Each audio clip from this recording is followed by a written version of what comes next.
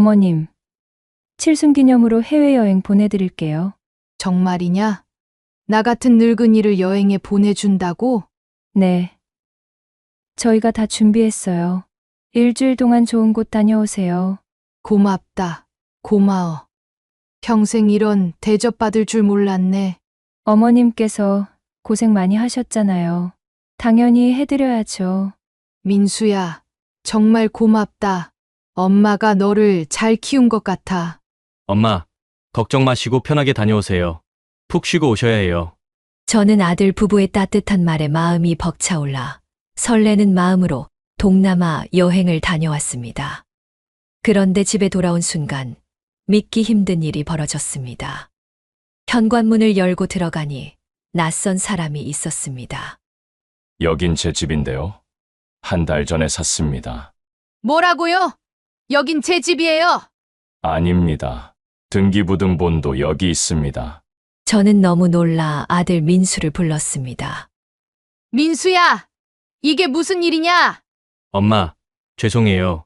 저희도 어쩔 수 없었어요. 어쩔 수 없다고? 내 집을 팔아버리고 그렇게 말하는 거냐? 서울에서 집을 사려면 돈이 필요했어요.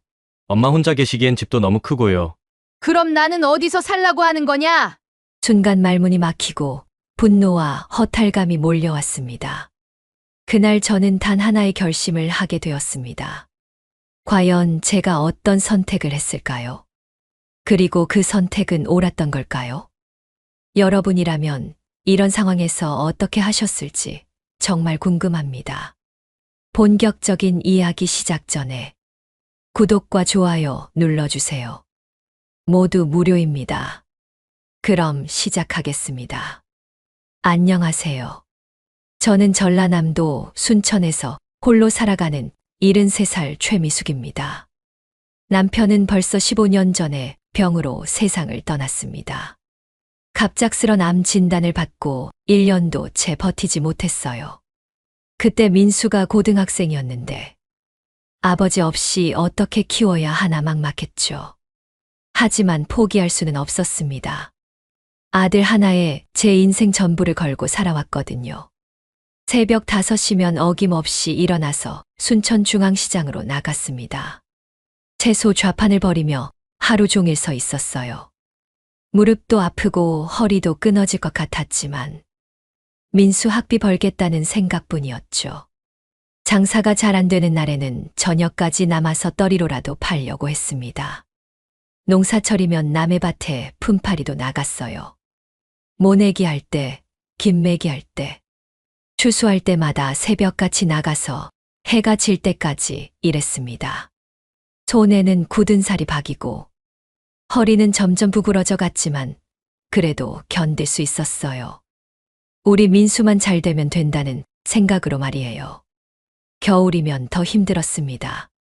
장사도 안 되고 농사일도 없으니까 용돈벌이라도 하려고 폐지 줍기도 했어요. 새벽에 리어카 끌고 나가서 동네 곳곳을 돌며 폐지를 주워다가 고물상에 팔았죠. 하루 벌어봤자 몇천 원이었지만 그것도 민수 용돈이 될 수 있다고 생각했어요. 민수가 고3일 때는 정말 절박했습니다. 대학 등록금을 마련하려고 밤잠을 설쳐가며 일했어요. 장사 끝나고 집에 와서도 내복 바느질 부업을 했죠. 한 벌에 1,000원씩 주는 일이었는데 밤새워 10벌 정도 했습니다. 눈이 침침해져도 손가락이 찔려 피가 나도 계속했어요. 그러던 어느 날 민수가 대학 합격 통지서를 들고 뛰어왔습니다. 엄마, 나 붙었어. 대학 붙었어. 그 순간 저는 그만 주저앉고 말았어요. 너무 기뻐서, 너무 고마워서. 그동안의 고생이 한꺼번에 밀려와서 눈물이 쏟아졌습니다. 그날 밤은 한숨도 못 잤어요. 기쁨과 감격으로 잠이 오지 않더라고요. 민수가 제 손을 꽉 잡으며 말했어요. 엄마, 정말 고생 많이 하셨어요. 나 열심히 살게요. 엄마가 고생한 만큼 꼭 성공해서 편하게 해드릴게요. 그 말 한마디에 지난 세월의 모든 고생이 다 보상받는 것 같았어요. 아, 내가 이 순간을 위해 살아왔구나 싶었죠. 대학 등록금을 마련하려고 마지막 수단으로 남편이 남겨둔 작은 논 한 떼기를 팔았습니다. 그 돈으로 첫 학기 등록금을 냈죠. 남은 학기들은 학자금 대출을 받아서 해결했어요. 민수도 아르바이트를 하면서 용돈은 스스로 벌었고요. 민수가 대학을 다니는 동안에도 저는 계속 시장 좌판을 지켰습니다. 아들이 고생하는 모습을 보고 싶지 않아서 생활비라도 보태주려고 했거든요. 가끔 집에 올 때마다 반찬을 잔뜩 싸주고 용돈도 쥐어주곤 했어요. 민수는 정말 착한 아이였습니다. 방학 되면 꼭 집에 와서 제 일을 도와줬어요. 시장에서 무거운 것들 옮겨주고 농사일도 함께 했죠. 엄마, 나 졸업하면 좋은 회사 들어가서 엄마 편하게 해드릴 거예요. 라고 늘 말했어요. 드디어 민수가 대학을 졸업하고 서울의 큰 회사에 취업을 했습니다. 그날 전화를 받았을 때 저는 또 눈물이 났어요. 엄마, 나 합격했어요. 대기업에 들어갔어요. 정말 자랑스러웠습니다. 동네 사람들한테 자랑하고 다녔어요. 우리 민수가 서울 큰 회사 들어갔다고 말이에요. 취업하고 나서는 한 달에 한 번씩 집에 왔어요. 올 때마다 작은 선물들을 사왔죠. 건강식품도 사오고 옷도 사줬어요. 그럴 때마다 저는 정말 행복했습니다. 내가 고생한 보람이 있구나 싶었어요. 그런데 민수가 결혼하겠다고 했을 때 솔직히 좀 서운했어요. 아직 저와 더 시간을 보내고 싶었거든요. 하지만 아들이 좋은 사람 만나서 행복해야죠. 처음 예비 며느리를 데려왔을 때 참 싹싹하고 예의 바른 것 같아서 마음에 들었어요. 어머님, 안녕하세요. 민수 오빠한테 어머님 이야기 많이 들었어요. 정말 고생 많이 하셨다고 들었습니다. 수진이가 그렇게 인사하더라고요. 첫인상이 참 좋았어요. 말도 곱게 하고 제 말에 고개도 잘 끄덕이고 했으니까요. 결혼 준비를 할 때도 수진이 부모님들이 많은 것을 해주셨어요. 저는 형편이 넉넉하지 않으니까 최대한 할 수 있는 선에서만 도왔죠. 그래도 민수가 엄마, 걱정하지 마세요. 수진이네가 이해해 주시니까요. 라고 해서 마음이 놓였어요. 결혼식 날 정말 자랑스러웠습니다. 우리 민수가 이렇게 훤칠한 신랑이 되어서 서 있는 모습을 보니까 그동안의 고생이 다 날아가는 것 같았어요. 하객들이 신랑 어머님 정말 고생 많이 하셨겠어요. 라고 말해줄 때마다 뿌듯했죠. 신혼집은 서울의 작은 아파트를 마련했어요. 둘 다 직장이 있으니까 대출받아서 샀다고 하더라고요. 저는 집들이 할 때 가서 보니까 작지만 깨끗하고 좋더라고요. 여기서 행복하게 살아라고 축복해줬어요. 처음에는 한 달에 한 번씩 내려왔어요. 명절 때도 오고 제 생일 때도 와줬고요. 그때만 해도 저는 정말 행복했습니다. 이제야 내 인생에 보람이 생긴 것 같다고 생각했어요. 시장에서도 며느리 좋아 보인다. 아들이 효자네 이런 말들을 들으니까 기분이 좋았죠. 그런데 시간이 지나면서 조금씩 변화가 느껴지기 시작했어요. 결혼한 지 1년쯤 지났을 때부터 민수의 연락이 조금씩 뜸해지기 시작했어요. 전에는 일주일에 한 번씩은 전화했는데 2주에 한 번, 한 달에 한 번으로 줄어들더라고요. 그래도 바쁘겠지 하고 이해하려고 했어요.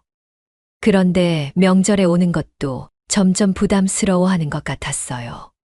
엄마, 이번 추석에는 처가 쪽 제사도 있어서 시간을 나눠서 가야 할 것 같아요. 이런 식으로 말하더라고요. 물론 이해할 수 있는 일이지만 왜인지 서운했어요. 수진이도 처음과는 달라진 것 같았어요. 첫 번째 추석 때는 제가 준비한 음식들을 어머님이 만드신 거 정말 맛있어요 라고 했는데 두 번째부터는 요즘은 다 사서 먹는 추세예요 라고 하더라고요. 작은 차이지만 느낌이 달랐어요. 그리고 민수는 점점 처가 이야기를 더 자주 꺼내기 시작했어요. 장모님이 허리가 아프셔서 병원에 모시고 가야 해요. 처가에서 집안 행사가 있어서 이번 주말에는 못 내려가겠어요. 이런 말들이 늘어났죠. 어느 날은 제가 아파서 병원에 입원했을 때였어요. 동네 아주머니가 민수한테 전화해서 알려줬는데, 민수가 엄마, 죄송해요. 이번 주말에 처가 행사가 있어서 못 가겠어요. 대신 치료비는 보내드릴게요. 라고 하더라고요. 그때 정말 서운했어요. 돈이 문제가 아니었는데 말이에요. 그냥 아픈 엄마 얼굴이나 보러 왔으면 좋았을 텐데. 병원 침대에서 혼자 누워 있으니까 눈물이 났어요. 내가 이렇게 외로울 줄이야 싶었죠. 그래도 아들이니까 이해하려고 노력했어요. 젊은 부부니까 처가 관계도 중요하겠지. 직장 생활도 바쁘겠지 하고 생각했죠. 하지만 마음 한구석은 계속 허전했어요. 제 생일 때도 그랬어요. 예전에는 꼭 와서 미역국도 끓여주고 작은 케이크라도 사왔는데 어느 해부터는 전화로만 엄마 생일 축하해요. 용돈 보냈어요. 라고 끝이었어요. 물론 고마운 일이지만 왜 이렇게 허전할까요? 동네 아주머니들과 이야기하다 보면 다들 비슷한 경험이 있더라고요. 며느리 들어오면 아들 뺏긴다더니 맞네. 그래도 네 아들은 용돈이라도 보내주잖아. 우리 아들은 그것도 안 해. 이런 위로 아닌 위로를 들으면서 체념하려고 했어요. 그런데 정말 충격적인 일이 생겼어요.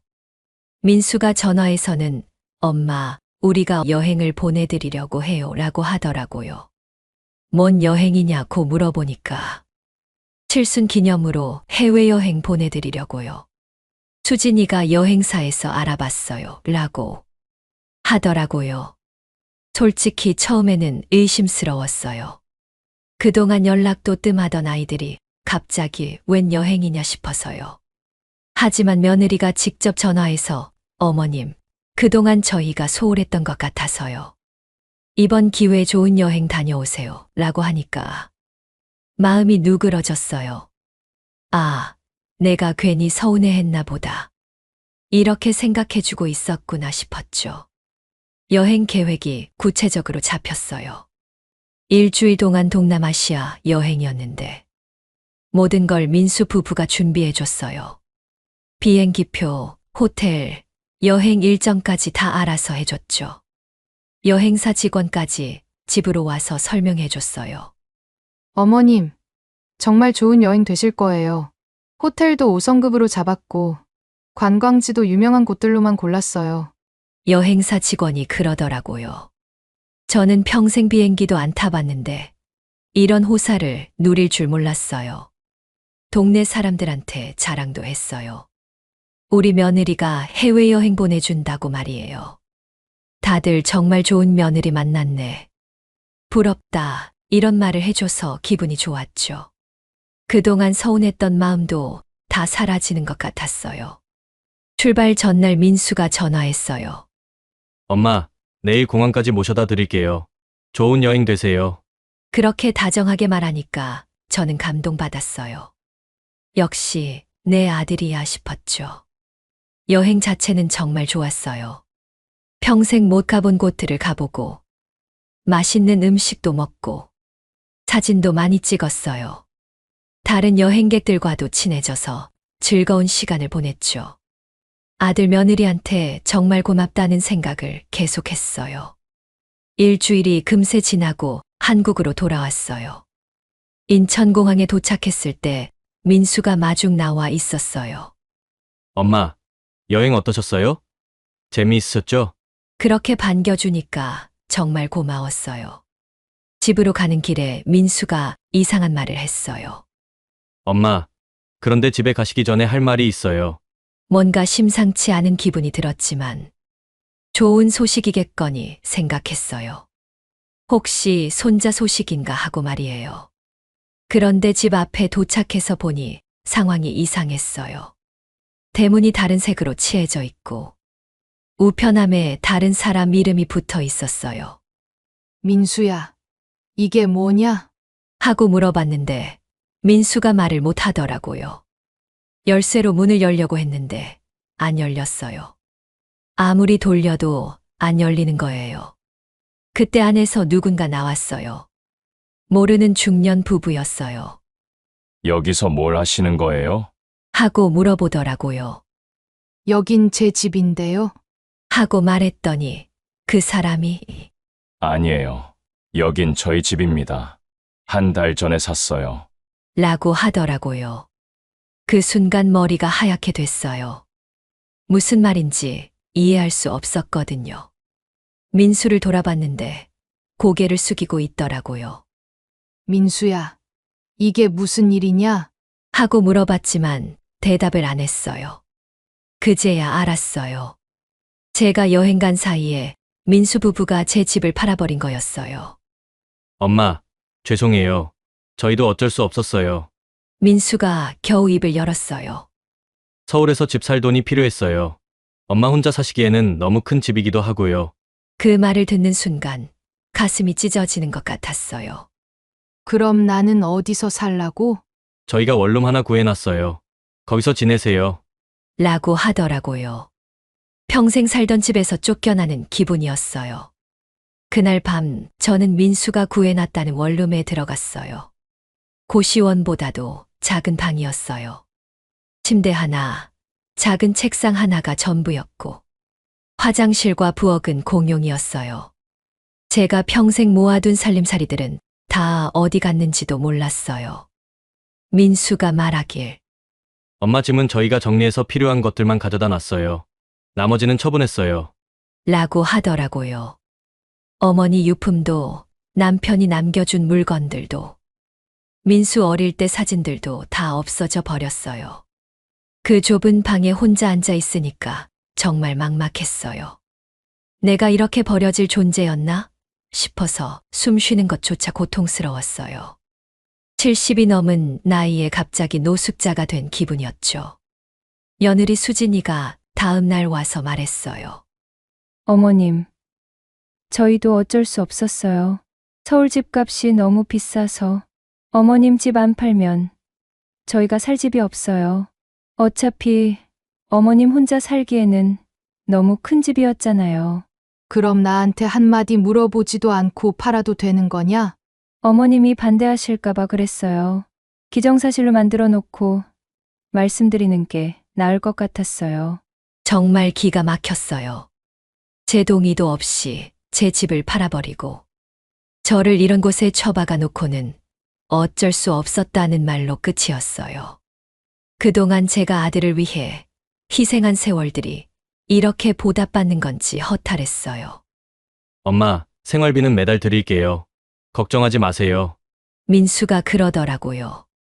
하지만 그게 문제가 아니었어요. 평생 살던 집에서 쫓겨나고 제 의견도 묻지 않고 인생을 송두리째 바뀌어 버린 게 문제였죠. 동네 사람들한테는 뭐라고 말해야 할지도 모르겠더라고요. 해외여행 다녀왔는데 집이 없어졌다고 할 수도 없고 아들이 집을 팔아버렸다고 말하기도 창피했어요. 그래서 당분간 아무도 만나지 않았어요. 며칠 동안 울기만 했어요. 밥도 못 먹고 잠도 못 자고 그냥 울기만 했어요. 내가 뭘 잘못했길래 이런 일을 당하나? 평생 아들만 보고 살았는데 이렇게 버림받아야 하나? 이런 생각들만 계속 들었어요. 한편으로는 제 자신이 바보 같았어요. 왜 아들이 갑자기 해외여행을 보내준다고 했을 때 의심하지 않았을까요? 왜 집 서류를 아들 이름으로 해놨을까요?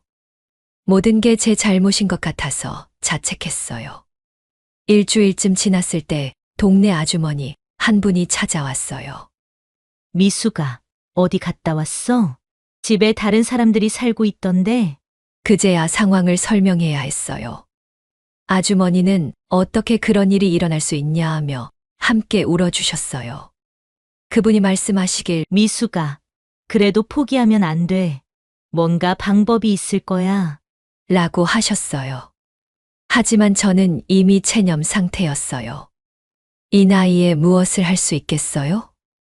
그렇게 절망에 빠져 지내던 어느 날, 우연한 기회가 생겼어요. 군청에서 온 공문을 받았는데, 도시개발과 관련된 내용이었어요. 처음에는 잘못 온 줄 알았는데 자세히 보니 제 이름으로 온 게 맞더라고요. 공문 내용은 남편 명의로 되어 있던 작은 땅 때문이었어요. 남편이 돌아가시고 나서 상속받은 땅인데 워낙 외진 곳에 있어서 잊고 지내고 있었어요. 그런데 그 일대가 개발지구로 편입된다는 거였어요.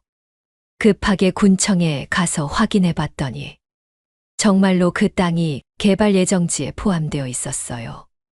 공무원이 말하길 토지 수용이 확정되면 보상금이 나올 예정입니다. 라고 하더라고요. 보상금이 얼마나 나오는데요? 하고 물어보니까 정확한 금액은 나중에 결정되지만 이 일대 시세를 보면 상당할 것 같습니다. 하고 하더라고요. 갑자기 가슴이 두근거렸어요.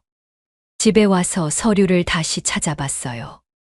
다행히 토지 등기부등본은 제가 따로 보관하고 있었어요.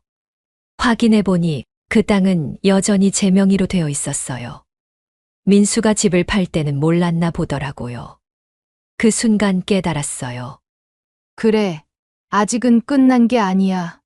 내 인생 마지막은 내 손으로 지켜야 해. 이상하게 힘이 났어요. 절망 속에서도 하늘이 저에게 기회를 주신 것 같았어요. 며칠 뒤 민수가 연락이 왔어요. 아마 군청에서 연락이 갔나 봐요. 엄마, 그 땅 일로 연락 받았어요? 저희가 도와드릴게요. 갑자기 다시 다정해졌더라고요.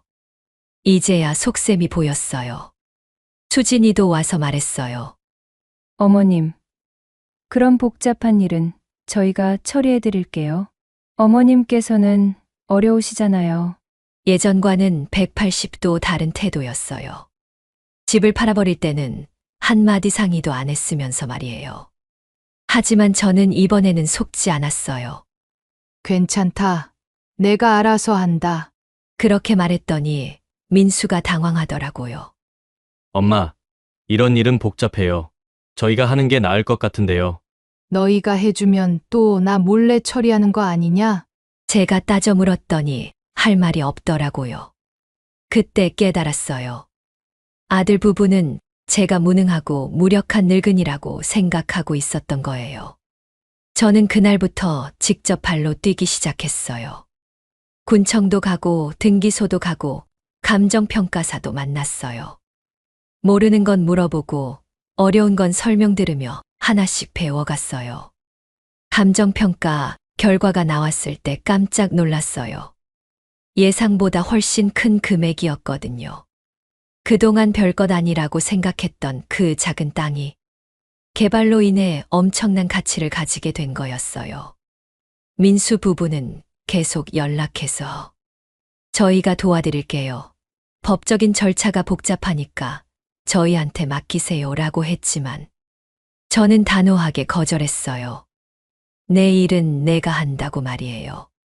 보상 절차가 진행되면서 민수 부부의 태도가 더욱 노골적으로 변했어요. 거의 매일 연락해서 어머님, 진행 상황이 어떻게 되고 있어요? 혹시 도움이 필요하면 언제든지 말씀하세요 라고 했어요. 수진이는 아예 직접 찾아와서 말했어요. 어머님, 보상금 받으시면 저희랑 같이 살아요. 서울에 큰 집 사서 함께 살면 좋잖아요. 집을 팔아서 쫓아낼 때는 언제고 이제 와서 같이 살자고 하더라고요. 그때는 왜 나한테 상의 안 했냐? 제가 물어보니까 그때는 저희도 어려웠어요. 어머님이 이해해 주실 거라고 생각했어요. 라고 하더라고요. 정말 뻔뻔했어요. 민수도 마찬가지였어요. 엄마, 그동안 죄송했어요. 앞으로는 효도 잘할게요. 돈 냄새를 맡고 나서야 효도를 하겠다고 하니 한심하기 짝이 없었어요. 그런데 저는 이미 계획을 세워두고 있었어요. 단순히 보상금만 받는 게 아니라 제대로 된 복수를 하기로 마음먹었거든요.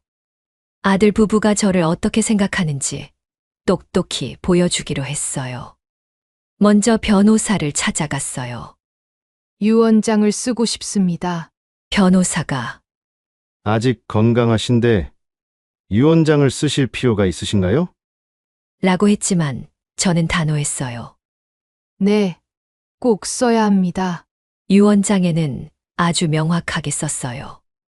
아들 민수와 며느리 수진에게는 단 한 푼도 물려주지 않는다. 모든 재산은 평생 나를 도와준 사람들과 사회에 기부한다. 변호사가 정말 이렇게 하시겠어요? 라고 재차 확인했지만 마음을 바꾸지 않았어요.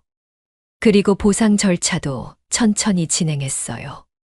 급하게 처리할 이유가 없었거든요. 민수 부부는 초조해하며 계속 재촉했지만 복잡한 일이라 시간이 걸린다고 대답했어요. 그 사이에 저는 작은 복수들을 시작했어요. 민수가 전화해서 엄마, 이번 주말에 내려가서 뵐게요 라고 하면 바쁘니까 오지 말아라고 했어요. 수진이가 어머님, 좋은 음식 사드릴게요 라고 하면 필요 없다고 거절했어요. 동네 사람들한테도 상황을 설명했어요. 우리 아들이 나를 효도여행 보내놓고 집을 팔아버렸다고 말이에요. 사람들이 깜짝 놀라며 어떻게 그런 일이 일어날 수 있냐고 했어요. 소문이 퍼지면서 민수 부부의 평판도 나빠졌죠. 민수가 어느 날 급하게 내려와서 말했어요. 엄마, 동네에서 이상한 소문이 돌고 있던데 오해가 있는 것 같아요. 뭐가 오해냐? 사실 그대로 말한 건데. 라고 대답했더니 할 말이 없더라고요. 수진이도 왔어. 어머님, 저희가 잘못했어요. 앞으로는 정말 잘할게요. 라고 빌었어요. 하지만 저는 냉정했어요. 이미 늦었다. 내 마음은 이미 정해졌다. 그럼 보상금은 어떻게 하실 거예요? 민수가 조심스럽게 물어봤어요. 이때를 기다렸어요. 그건 내가 알아서 할 일이다. 너희가 신경 쓸 일 아니다. 라고 단호하게 말했어요. 드디어 보상금이 결정됐어요. 무려 7억 원이었어요. 저도 믿을 수 없을 만큼 큰 돈이었어요. 그 작은 땅이 이렇게 큰 돈이 될 줄 누가 알았겠어요. 하늘이 저에게 주신 선물 같았어요. 보상금이 나온다는 소식을 들은 민수 부부는 완전히 태도를 바꿨어요. 거의 매일 찾아와서 어머님, 저희가 도와드릴 일 없어요? 어머님, 몸은 괜찮으세요? 하며 극진하게 모셨어요. 수진이는 비싼 건강식품까지 사와서 어머님, 이거 드세요. 몸에 좋대요 라고 했어요. 민수는 엄마, 이제 좋은 집으로 모셔가서 편하게 모실게요 라고 했죠. 정말 웃음이 나왔어요. 그동안 나를 원룸에 처박아 놓고는 이제 와서 뭔 소리냐? 제가 따져 물으니까 그때는 저희도 어려워서 그랬어요. 이제는 여유가 생겼으니까 제대로 모실게요. 라고 하더라고요. 여유가 어떻게 생겼는데? 어머님 보상금으로 큰 집 사서 함께 살 수 있잖아요. 수진이가 대놓고 말하더라고요. 정말 뻔뻔했어요. 제 돈으로 집 사서 함께 살자는 거였어요. 민수도 마찬가지였어요. 엄마, 7억이면 서울에서도 괜찮은 아파트 살 수 있어요. 저희가 잘 모실게요. 그러면서 부동산 매물지까지 가져왔어요. 이미 다 계획을 세워놨더라고요. 하지만 저는 이미 마음을 정했어요. 너희랑 같이 살 생각 없다. 그렇게 말하니까 당황하더라고요. 엄마, 왜요? 저희가 뭘 잘못했어요? 뭘 잘못했냐고? 나를 효도여행 보내놓고 집을 팔아버리고 원룸에 처박아 놓은 게 뭘 잘못한 거 아니냐? 제가 소리쳤더니 할 말이 없더라고요. 그때는 정말 어쩔 수 없었어요. 이제는 달라요. 수진이가 변명했지만 저는 듣지 않았어요. 어쩔 수 없었다면서 지금은 왜 달라? 내 돈이 생겼으니까 달라진 거 아니냐? 그날 저는 결정적인 말을 했어요. 보상금 받으면 일부는 기부할 거다. 그리고 나머지로는 내가 혼자 살 집을 마련할 거다. 너희한테 줄 돈은 한 푼도 없다. 민수가 얼굴이 파랗게 되더라고요. 엄마, 그러시면 안 돼요. 저는 아들이잖아요. 아들이라면 엄마를 그런 식으로 버리지는 않았을 거다. 어머님, 저희가 정말 잘못했어요. 다시는 그런 일 없을게요. 제발 기회를 한 번만 주세요. 하지만 저는 마음이 움직이지 않았어요. 기회는 이미 줬다. 너희가 스스로 차버렸고, 그렇게 말하고 나서 저는 집을 나왔어요. 뒤에서 민수가 엄마라고 부르는 소리가 들렸지만 돌아보지 않았어요. 며칠 뒤 보상금이 제 계좌로 입금됐어요. 통장 잔고를 확인하는 순간 정말 감개무량했어요. 평생 이런 돈을 본 적이 없었거든요. 하지만 그보다 더 기뻤던 건 제가 이제 자유로워졌다는 거였어요. 보상금을 받은 후 저는 계획했던 대로 실행에 옮겼어요. 먼저 2억 원을 지역 장학기금으로 기부했어요. 어려운 환경에서도 공부하려는 아이들에게 도움이 되었으면 하는 마음이었어요. 그리고 5천만 원은 평생 저를 도와준 동네 친구 순임이에게 드렸어요. 남편이 일찍 돌아가시고 혼자 자식 셋을 키우면서도 제가 힘들 때마다 도와준 분이거든요. 이게 뭐냐 하며 사양하셨지만 내가 고마운 마음을 표현하는 거니까 받으라고 했어요. 나머지 돈으로는 순천 외곽에 작은 전원주택을 마련했어요. 마당이 있어서 텃밭도 가꿀 수 있고 조용해서 마음의 평화를 찾을 수 있는 그런 집이었어요. 평생 소원이었던 제 집을 드디어 마련한 거였어요. 민수 부부는 제가 기부했다는 소식을 듣고 완전히 패닉 상태가 됐어요.